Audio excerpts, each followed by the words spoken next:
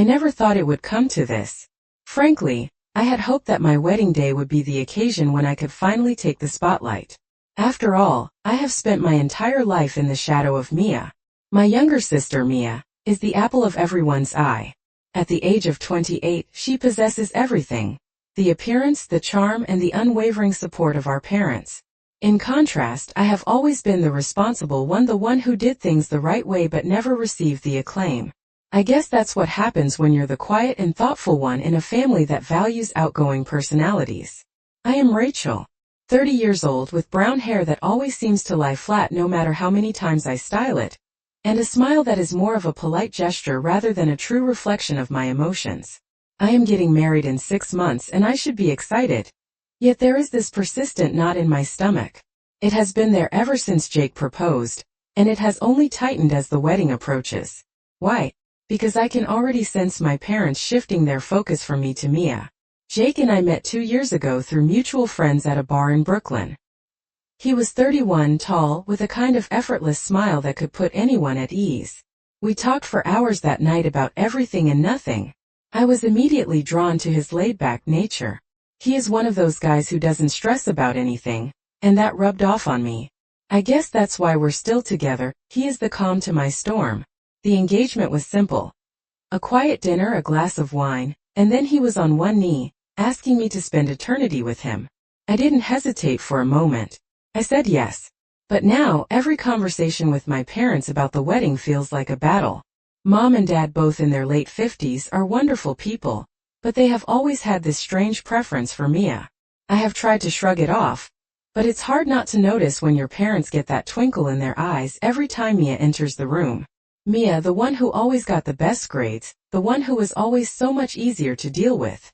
Meanwhile, I was always the quieter, more reserved one, the one they didn't have to worry about, the one who never made a scene. That evening, when the phone rang and Mom's number flashed on my screen, I instinctively knew something was amiss. Mia seldom bothered to share much about her life with me, and Mom's tone was atypically chipper. "Rachel," she began, "I have something to tell you. Mia's engaged." I was at a loss for words. Mia, my younger sister, engaged? It almost seemed like a malicious prank. Not that I wasn't glad for her, but the timing seemed off. "Oh, that's great, Mom," I said, striving to sound sincere. "Well, there's more," she continued, practically brimming with excitement. "We were hoping you could postpone your wedding for a year. Just for a short while, so Mia can have her time in the limelight. You know how much she's been looking forward to it. And it would be so wonderful if we could grant her this moment." I felt a sinking sensation in my stomach. "Wait, what?" I asked, attempting to process this request. "You want me to put my entire wedding on hold for Mia? For how long?" "Just a year, Rachel," she replied, her voice a little too saccharine, too persuasive. "Mia's been through a lot, and she deserves this. We just thought it would be nice to have everyone's focus on her for a while. We can't all be in the spotlight simultaneously, can we?" The words hit me like a ton of bricks. "Mom, I've been planning this wedding for nearly a year. Everything is booked. The venue, the dress, everything. And now you want me to just put it all on hold so Mia can have her moment." My voice quivered, and I could hear my heart thumping in my ears. "This isn't fair. You'll understand when you're a mother. Sometimes you have to think of the family as a whole." I felt the familiar sting of being dismissed. "Yeah, well, maybe it's time I started thinking about myself for once," I muttered under my breath. "What was that?" Mom asked, the tension in her voice rising. "Nothing," I said, forcing a smile. "I'll think about it, okay?" But in my mind, the decision was already made. I wasn't going to let this go. Not this time. Mia had always gotten everything, and I was tired of letting her take the spotlight. It was time to put my foot down. It's funny how a single conversation can change the course of everything. That call with Mom about postponing my wedding? It wasn't just a request. It felt like a demand, an expectation wrapped in a pretty bow. And as much as I hated it, I knew I had to make a decision. I wasn't going to let Mia, of all people, steal my moment. I wasn't going to let my own parents make me feel like I was invisible. The next few days were a blur of emotions. The more I thought about what Mom had said, the more it twisted inside me. At first, I tried to play it cool, telling myself that maybe, just maybe, they didn't mean it the way it sounded. But deep down I knew I couldn't just let it go. I had to stand up for myself. Jake could see that something was off the moment he walked into our apartment that evening. He's the kind of guy who notices the little things, the way my eyes flicker when I'm annoyed, or how I chew my lip when I'm worried. Tonight he noticed both. We've been talking about wedding plans for weeks, picking out invitations, discussing our honeymoon destination, but now it felt like everything was about to fall apart. "Hey, what's going on?" Jake asked, setting his keys on the counter and walking over to me. "You look like you're about to explode." I couldn't hold it in anymore. I spun around to face him, my voice coming out sharper than I intended. "My parents want me to postpone the wedding, Jake. They want me to give Mia the spotlight. They want me to put my entire life on hold for her." Jake's eyes widened, but his response was calm, almost too calm. "Wait, what? They want you to delay everything?" "Yeah," I snapped. "They want me to give her a year. I've already booked everything, the venue, the photographer, the dress. I've been planning this for months, and now they want me to push it back just because Mia's engaged? It's insane." Jake leaned against the counter, his brows furrowing. "This doesn't sound like something they'd ask you to do. Are you sure you understood correctly?" I said, my tone growing colder. "I understood perfectly. Mia can do no wrong in their eyes. They've always treated her like the golden child. And now, just when it's my turn, they want me to step aside. You have no idea how long I've been waiting for this." Jake didn't immediately respond. Instead, he let the silence stretch between us, seemingly weighing his words carefully. Finally, he looked at me and said, "Rachel, this isn't about Mia. This is about you. What do you want to do?" I stared at him, frustration bubbling up inside me. What do I want to do? I want to have my wedding. I want to feel like I mattered, Jake. I've spent my entire life being the good daughter, the one who never causes problems, the one who's always understanding. But now it's my time and I'm not backing down. "I get it," he said quietly, his eyes softening. "I'm just saying, don't let their issues become your issues. You've worked so hard for this. You don't owe anyone an apology for wanting your moment." But even with Jake's reassurance, I couldn't shake the feeling that this was more than just a disagreement over wedding dates. This was about something deeper, something I had spent years burying. The constant comparison to Mia. The feeling of always being second best. My parents' unspoken preference for her. Their adoration of her every move. I had spent so many years trying to be perfect, to be the child they could rely on. But when it mattered most, when I was about to get married, the one thing that was supposed to be mine, they wanted me to take a back seat again. "You know what's the worst part?" I said, my voice thick with emotion. "Mom didn't even sound excited for me. She wasn't even happy about the wedding. She was more excited about Mia's engagement. She didn't even ask how I was feeling about it." Jake's eyes hardened a little, his protective side emerging. "That's not right, Rachel. You don't deserve that." I nodded, my throat constricting. "I know, but it's always been this way. I've always been the afterthought. And now Mia's just come in, and everything shifted once again." Jake walked over to me and took my hand. "I don't know what's going on in your family, but I know one thing. You deserve to be happy, and you deserve to have the wedding you've planned. Don't let them take that away from you." His words offered comfort, yet they failed to alleviate the burden I was carrying. I remained angry, furious in fact. Furious at my parents for never standing up for me, for always making me feel as if I were merely there to fill the gaps, to keep everything running smoothly while Mia received all the love and attention. Furious at Mia, who never seemed to care that I existed beyond being her backup. But now, something else was building within me. Something I hadn't felt in a long while. Anger had always been a quiet emotion for me. Something I tucked away and buried deep. But now it was starting to bubble over. And perhaps that was what I needed. Perhaps it was time for me to fight for myself for once. I was determined not to let my parents control my life any longer. I was resolute to do whatever was necessary to ensure I had my wedding on my own terms. I reached out to Mia. I didn't anticipate a warm welcome, yet I didn't care. I needed to bring this out into the open. I dialed her number, and the screen flashed with her name. When she picked up, there was an immediate tautness in her voice, as if she sensed something was coming. "Rachel, what's going on?" Mia queried, her tone light yet guarded. "Are you seriously going to allow them to do this to me, Mia?" I said without wasting a moment. Are you okay with Mom and Dad basically putting my entire life on hold, just so you can have your moment? Mia paused and then chuckled, but it wasn't a chuckle of amusement. It was the kind of laugh one makes when caught in an uncomfortable situation. What are you talking about? You know precisely what I'm referring to, I retorted. Mom and Dad are asking me to postpone my wedding by a whole year, just because you got engaged. There was silence on the other end of the line, and then Mia's voice came through low and steady. I didn't ask for that, Rachel. But you should understand that they've always had this thing about me.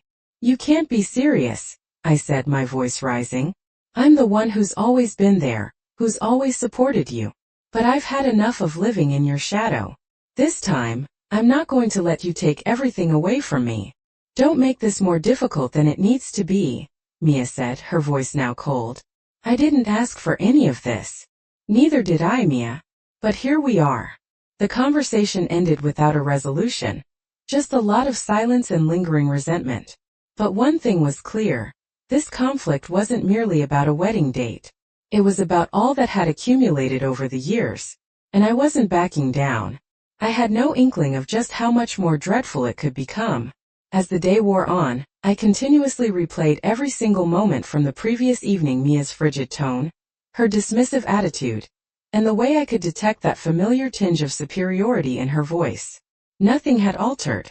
She was still the favored one, and I was still the one left attempting to figure out where I belonged.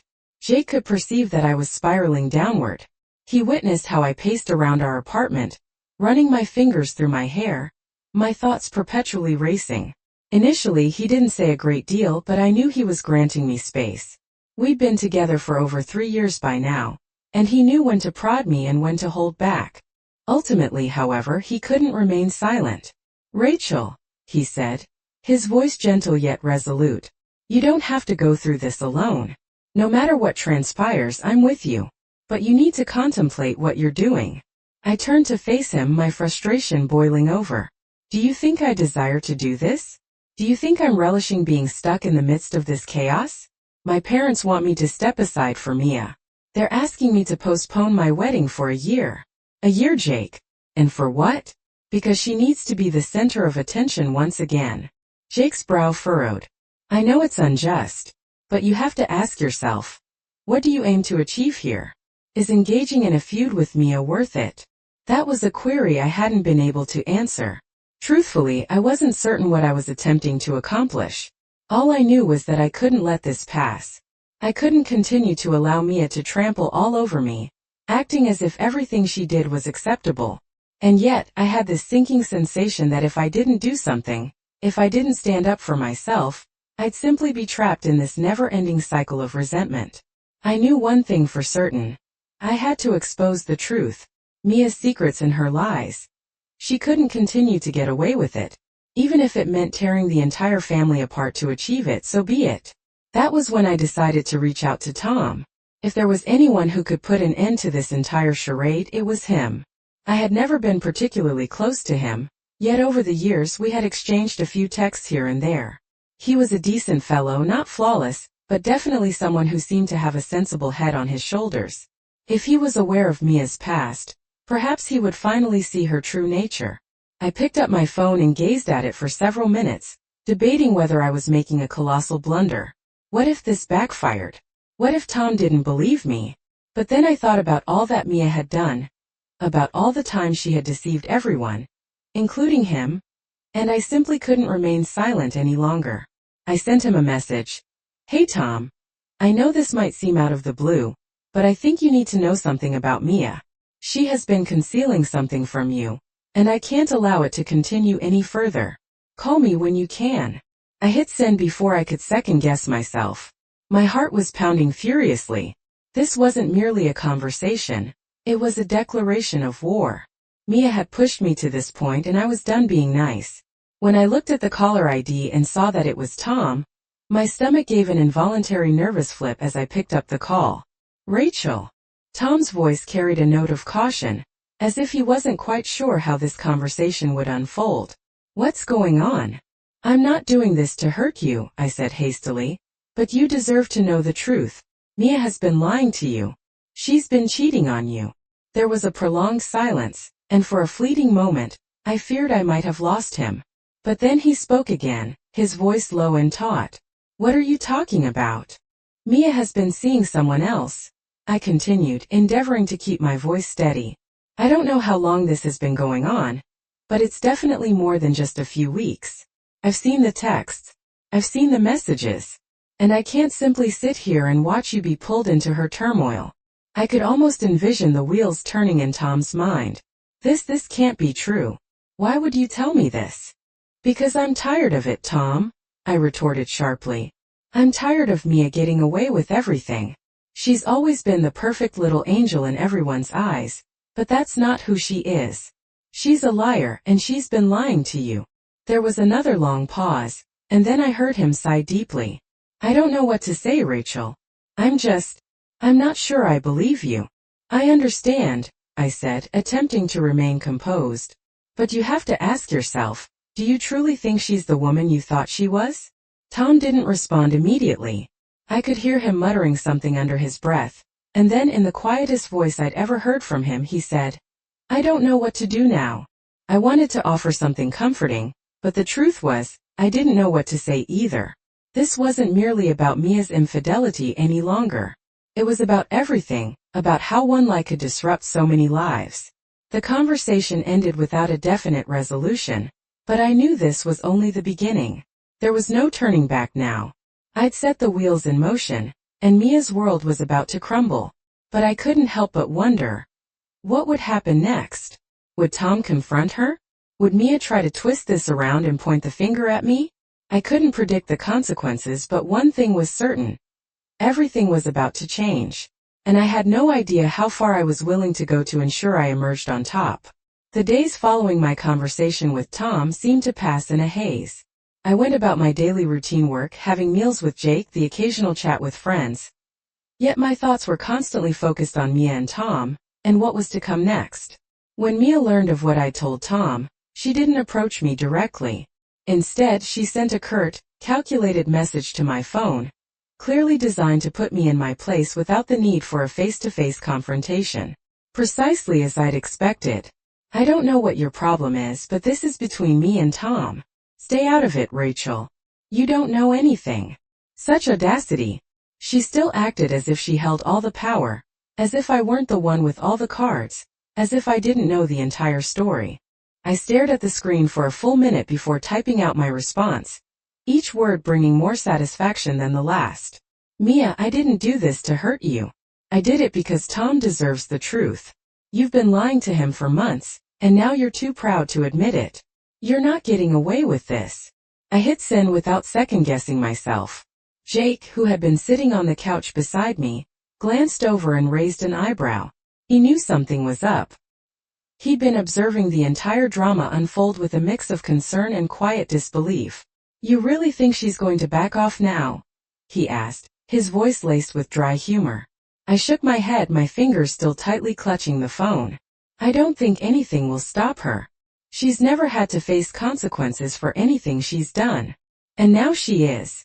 Jake's voice was gentle, but his words carried weight. He wasn't wrong. I'd set things in motion, and I couldn't back down now. The hours passed by slowly, and still there was no response from Mia. I repeatedly checked my phone, yearning for any indication that the situation was progressing, but to no avail. Then around midnight, I ultimately received the response I had been dreading. "You have no idea what you've just done, Rachel. I'll make sure you regret this." Instantly my stomach sank. There it was, the threat. It was the typical Mia move. Push someone to the brink and then make them feel like the culprit. But this time I was resolute. I wasn't going to allow her to manipulate me into feeling guilty for doing the right thing. I shot Jake a swift glance, experiencing a blend of trepidation and defiance. "She's going to come for me. Hard." Jake didn't hesitate for a moment. "We'll deal with it. You're not alone in this." His voice was firm, yet there was a glint of concern in his eyes. He had always been the rock in our relationship, the one who maintained stability when everything else seemed to be crumbling.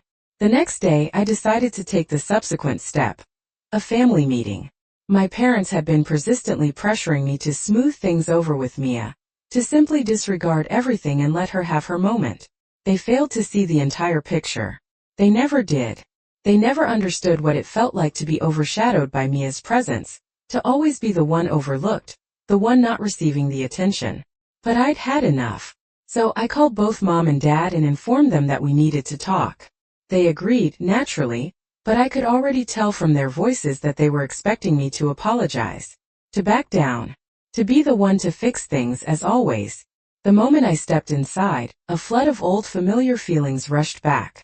The aroma of Mom's cooking, the well-worn couches in the living room, and the family photos adorning the walls. It was all so quintessentially normal. And yet, everything had undergone a transformation. Mia was already there, seated on the couch with her arms folded, her eyes narrowed as if she were gearing up for a battle. She gave me a glance when I entered, her lips curving into a taut smile. "Finally decided to grace us with your presence?" she queried, her tone sharp. "Just get on with it," I said, striving to maintain the steadiness of my voice. I wasn't going to allow her to bait me into yet another argument. Mom and Dad took their seats at the table, their gazes shifting from Mia to me. I could discern the tension etched on their faces. They didn't relish being in the thick of this, but they had long since chosen Mia's side. It was no secret that they favored her. She was the compliant one, the one who adhered to the rules, the one who didn't rock the boat. But I wasn't about to let that define me any longer. "I don't wish to do this," I began, attempting to keep my emotions in check. "But you all need to hear the truth. Mia has been deceiving all of you. All of us." Mia's eyes widened, but she swiftly recovered, leaning forward. "This is preposterous, Rachel. You're going to wreck everything for me just because you're envious. You've always been envious." I laughed, though there was no mirth in it. "Envious? Mia, this isn't about envy. This is about the truth. I've been silent for far too long, but no more. You're ripping this family apart," Mia retorted, her voice escalating. "You've always been the problem, Rachel. You're the one who can't tolerate being in my shadow." My blood boiled. I was done. "You're the one who's been playing games, Mia. You're the one who's been lying to everyone, including Tom. I've seen the messages. I've seen the texts. You can't conceal behind your flawless little image any longer." For a moment there was silence. Mom and Dad were glancing at each other, uncertain of what to say. Mia's face turned pallid, and I could see the anger simmering behind her eyes. Mia would never do something like that. I could scarcely believe what I was hearing. "Are you serious, Dad?" My voice cracked, yet I didn't give a hoot. "I have the proof. I've witnessed it all. You're not going to feign that she's the golden child any longer. She's been cheating on Tom, and you need to address that." Mom shook her head, her expression rife with disappointment. "This is not how we handle matters in this family, Rachel. You're hurting us all." I couldn't contain myself any longer. "I'm not the one harming anyone, Mom. Sue, you've been allowing Mia to get away with everything for years, and now you expect me to just sit back and let her demolish everything I've strived for? No. I'm through." The room was fraught with tension, and for the first time, I felt as if I was finally standing up for myself. I cared not what ensued next. I was done adhering to their rules. I turned to Mia, who was sitting there fuming, and stated, "I'm done being the quiet one. You don't get to control me anymore." She opened her mouth to speak, but I didn't wait for her to finish. I was already exiting the room with Jake right behind me. I had no inkling what the future held. But one thing was certain. I wasn't going to let anyone, least of all Mia, define who I was ever again. The days subsequent to the family meeting felt like an emotional tempest. I had no clue what would occur next, but I knew the turmoil wasn't over. Mia was incensed, of course she was, but this wasn't merely the typical sibling rivalry. This time there was more at stake. She had spent her entire life manipulating those around her, particularly me, and now that I had stood up to her, the ramifications were going to be colossal. I had hoped that after our confrontation, things would cool off. Maybe my parents would ultimately see through her charade. Maybe they'd realize that I wasn't the one causing issues. But I was naive. Mia wasn't about to let things slide. And it seemed that my parents weren't either. Jake and I spent the next few days simply attempting to persevere through it. He was my rock. His support signified everything to me, especially now. We'd get through this, but it wasn't going to be effortless. I remember one night in particular. We were sitting on the couch with the glow of the TV flickering in the background. Jake was scrolling through his phone, while I was lost in my own thoughts, pondering how I had arrived at this juncture. Then my phone buzzed and I froze. I didn't even need to glance to know it was from Mia. It was a text that read, "I hope you're happy, Rachel. You've ruined everything. I'm telling Mom and Dad you're the reason Tom and I broke up. You'll never have a family again if you keep this up." I stared at the message, my fingers clenching my phone tightly. The audacity and manipulation were palpable. She was attempting to turn my parents against me once again. This was typical Mia, always finding a way to twist situations to her advantage. But I was determined not to let her succeed this time. "Jake, I need to talk to you," I said, my voice taut with frustration. He turned to look at me, sensing the change in my mood. "What's going on?" I showed him the text from Mia. His jaw clenched as he read it, and I could see the anger mounting in his eyes. "She's trying to pin everything on you, isn't she?" I nodded, my throat constricting. "It's always been like this. She's been doing this for years, manipulating everyone like puppets. And now she's using Tom's breakup to target me." Jake leaned back on the couch, his expression solemn. "You're not going to let her win, right?" I shook my head. "No. But I don't know how much longer I can endure. She's coming after me and my parents." I trailed off, unable to complete the sentence. The weight of it all felt suffocating. My patience with them, with Mia, with everything is wearing thin. How long can I continue to wage this battle? "Until it's over," Jake said quietly, his voice brimming with determination. "Until you're free." Those words resonated with me. Until you're free. But I was uncertain about what free entailed. Free from Mia's deceit? Free from my parents' favoritism? Free from a family that never truly recognized me for who I am? The following day my parents contacted me. The last time they had reached out was to persuade me to reconcile with Mia. This time, however, the tone was distinct. The moment I heard my mother's voice, I sensed a change. "Rachel," she said, her voice tense, "we need to talk." Immediately my defenses were raised. "About what?" "Mia has confided in us about everything," she said. "She's devastated by what transpired with Tom, and we're attempting to support her through this. But we're at a loss to understand why you've chosen to involve the entire family in this matter. You've placed us all in a very precarious situation." I could feel the frustration mounting within me. "Mom, this isn't about Mia's devastation. It's about her actions. You can't simply overlook the fact that she's been deceiving everyone. I've seen the evidence. And I won't stand idly by while she dismantles everything, including Tom." "You're exaggerating," Mom retorted, her tone dismissive. "You've always been so dramatic, Rachel. This isn't how to handle things." I could feel the anger burgeoning inside me, but I knew I couldn't just react impulsively. I had to approach this intelligently. "Dramatic? Really, Mom? You don't think discovering that my sister has been unfaithful to her fiancé is significant? You don't think it's something that warrants discussion?" Mom sighed deeply. "I don't know what you want from us, Rachel. We've tried to be supportive, but you're making it impossible." "Supportive?" I almost scoffed. "You've always been supportive of Mia, but when it comes to me, I'm the one causing trouble. I'm the one who has to resolve everything." "I'm not engaging in this conversation right now," Mom said, her voice sharp. "We'll discuss it later." The call ended abruptly and I sat there fuming. This wasn't just about Mia anymore. This was about me finally advocating for myself. But every time I did, they found a way to suppress me. I refused to keep sacrificing my happiness for their approval. I was through with that. Later that very evening, I found myself messaging Mia once again. "I realize you're perturbed, but I can no longer simply allow you to get away with this.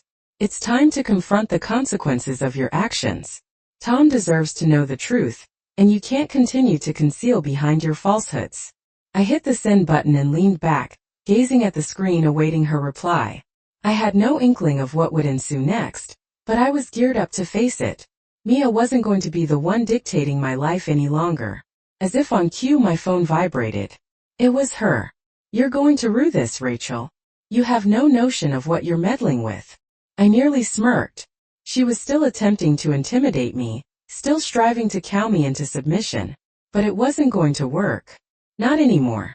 Bring it on, I muttered to myself while staring at her message. I wasn't scared of her any longer. The next morning, I awoke to an unanticipated surprise. It wasn't a text from Mia or a call from my parents. It was a message from Tom. I hadn't anticipated hearing from him again after the fracas with Mia. I wasn't certain what he was going to say, but I knew this was my opportunity to set the record straight. I opened the message. Rachel, I've been reflecting on everything you told me. I don't know what to believe at present, but I know Mia has been concealing things from me. I merely wanted to thank you for being forthright. I'll handle it. It was a succinct message, yet it struck me forcefully. For the first time in a long while, I felt as if I was finally being noticed. And for the first time in my life, I was beginning to realize something. I wasn't merely fighting for the truth. I was fighting for my own liberation. And no one, not Mia, not my parents, nobody was going to take that away from me. The road ahead would doubtless be messy, but I wasn't afraid anymore. I was primed to fight for what was mine, and I wasn't backing down.